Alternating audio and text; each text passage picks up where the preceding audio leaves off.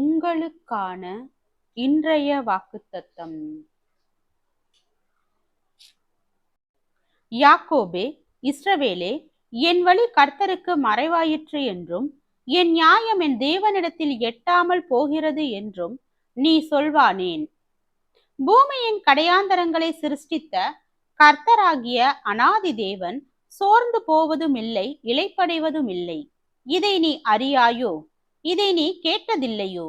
அவருடைய புத்தி ஆராய்ந்து முடியாதது. சோர்ந்து போகிறவனுக்கு அவர் பலன் கொடுத்து சத்துவம் இல்லாதவனுக்கு சத்துவத்தை பெருக பண்ணுகிறார். இளைஞர் இளைப்படைந்து சோர்ந்து போவார்கள், வாலிபரும் இடறி விழுவார்கள். கர்த்தருக்கு காத்திருக்கிறவர்களோ புதுபலன் அடைந்து கழுகுகளைப் போல செட்டைகளை அடித்து எழும்புவார்கள். அவர்கள் ஓடினாலும் இளைப்படையார்கள், நடந்தாலும் சோர்ந்து போகார்கள். ஏசாயா 40வது அதிகாரம் வசனம் 27 முதல் 31 வரை.